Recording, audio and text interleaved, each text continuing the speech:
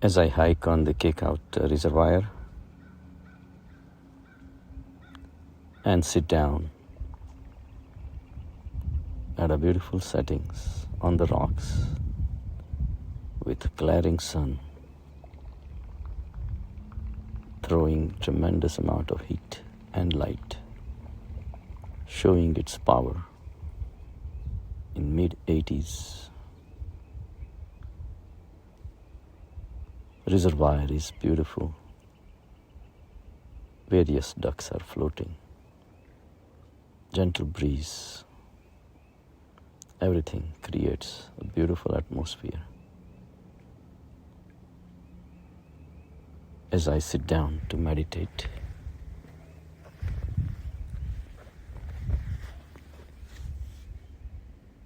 I absorb all the energy of the sun as it is hitting me up, giving me tremendous amount of vitality and energy. I close my eyes and I'm aware of the thoughts of various people, various objects, various situations created by those objects and people. I just stay aware of them and I see them moving, continuously moving, never steady. I have never seen anything in Sansar that is steady.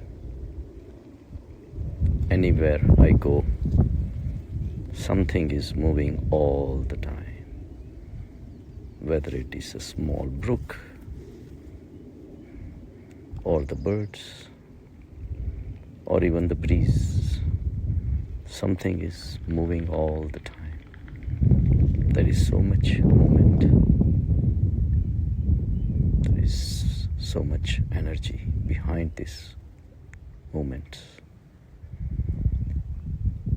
So yes, I see the matter out there, various kinds of forms, material things, but propelled by the energy.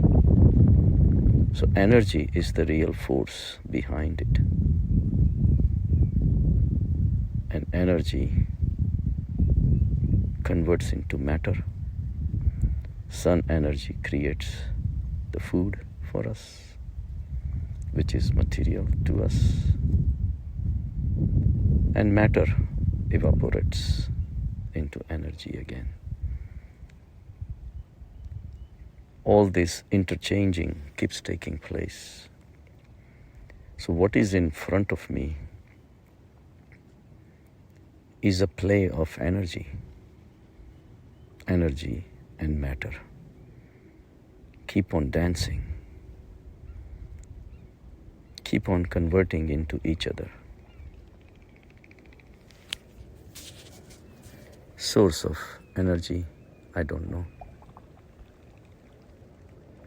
But one thing is, energy does not sit still. It keeps on creating, destroying, creating again. So matter in reality is in a manifested form of the energy itself. So energy becomes manifest and matter becomes unmanifest, and this cycle keeps on going. And I am a witness of it. So as I witness this play of the energy, matter, energy, I realize that ultimately is the energy, because its supply is limitless.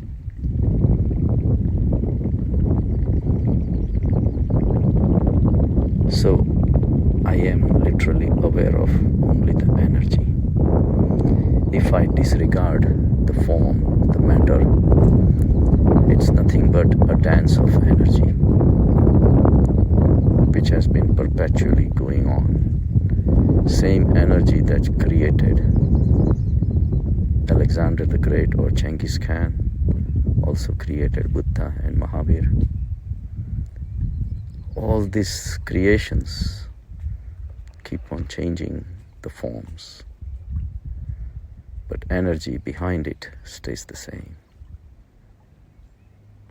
It creates all the animals, all the plants, all the butterflies, all the mountains, and even the sun.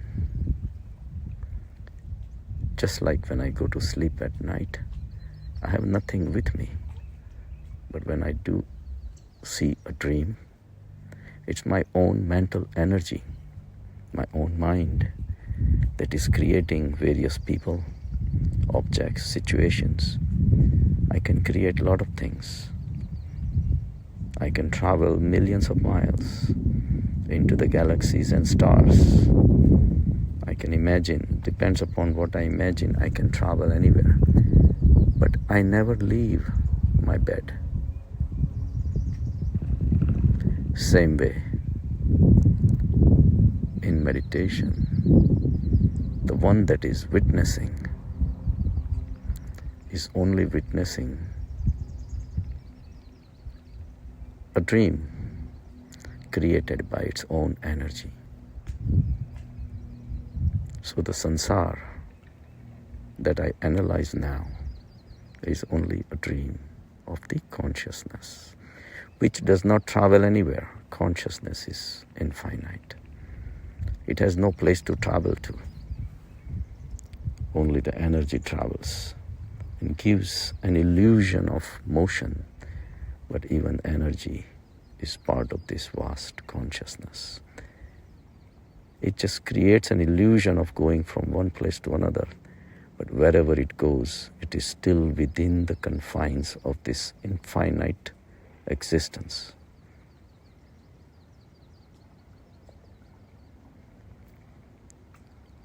Imagine the earth rotating around the sun, creating an illusion of time. We call it 1 day, or 2 days, a month, 2 months, a year, 2 years. Imagine if both the sun and the moon and the earth all disappear and turn into energy. What will happen to the time? Time is a temporary creation. And this, what is etched in our minds since we were born. And we need to rise higher. The only way to rise higher is to be a witness. That's all we need to do. So I witness. The witnessing entity is steady. It's infinite. And it's inclusive of all this drama of the energy, the dance of energy. Just the way all the dreams are included within me, within my mental energy. I create them, I watch them, and when I wake up, I destroy them. Sansar is not much different. Sansar itself is transient because it's made out of transient things, because all the forms are propelled by the energy. They cannot remain steady. No one can remain a child forever. No one can remain in their youth forever. We try. That shows our ignorance, our inability to accept the reality. The reality is the motion. So sansar is made out of transient appearances, but the sansar itself is perpetual. it's gonna keep happening. A dream may be transient, but the phenomenon of dreaming is perpetual. Every night there is a different dream. And dreaming will stay with us for the rest of our life and beyond.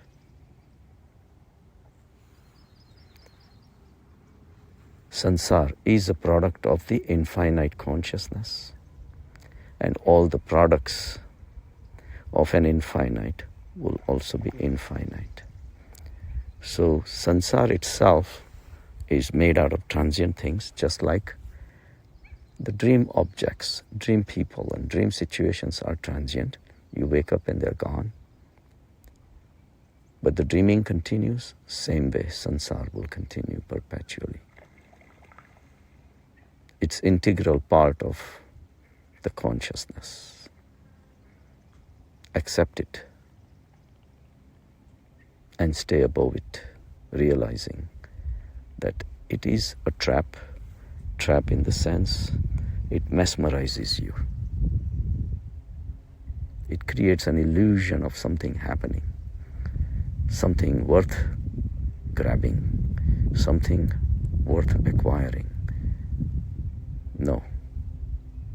The ultimate reality is the consciousness, which never changes its form and it never disappears. Every time I meditate, I meet the same consciousness within me. That means we are treating sansar as a reality is ignorance. It's about time to realize that sansar is not real. It's transient, it's moving, and it will disappear someday. What does that mean? All my emotions for acquiring and holding, all my emotions about loving what I have acquired, desiring what I have not acquired, all my sadness and grief of losing what I thought I had acquired or what I thought was mine are meaningless. Attachments are meaningless. Desires are meaningless. Greed is meaningless. Hatred is meaningless. Anger is meaningless. So what is meaningful? The only thing that is meaningful is what will happen to you after you synchronize with the consciousness. In this state of consciousness, there is peace, tranquility, no thoughts, no emotions, no desires, no fantasies, no negativities. These are all negativities because they are geared towards something that is illusory. An illusion means it's something that appears to be, but it's not there. And they call Maya. Maya is that illusion. So any energy that you're wasting in that is a negativity.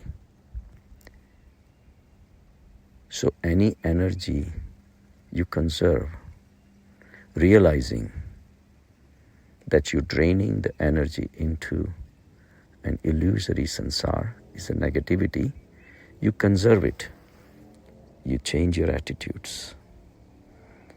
You change your bhavs and settle down. Once you settle down in consciousness, peace comes, tranquility comes, wisdom comes. Those are real. Those are the positivities. Enjoyment comes, happiness comes, joy comes, bliss comes, unconditional love comes. All those things make the positivity.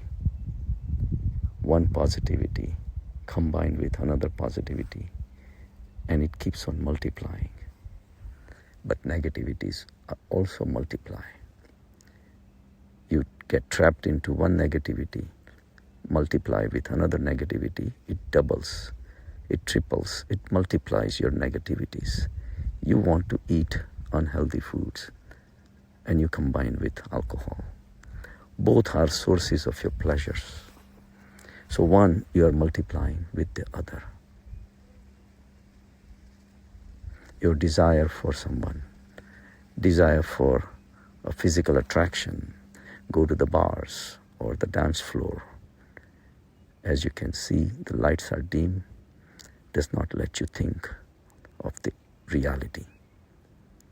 And in this atmosphere, you drink also, which also dulls your mind. Your awareness gets decimated, piecemeal, little bit at a time. And this permutation, combination, multiplies and expands the negativities in your life exponentially. So spirituality is all about realizing these cycles, this differentiation between negativity and positivities. Physical health, healthy food, healthy exercises, eating the natural foods, meditating, yoga, and all those things ultimately lift you up higher from the world full of negativities. After all, it's your life. What do you choose? It's up to you. Realize this in contemplative meditation and lift yourself up slowly, one day at a time. Have a good day.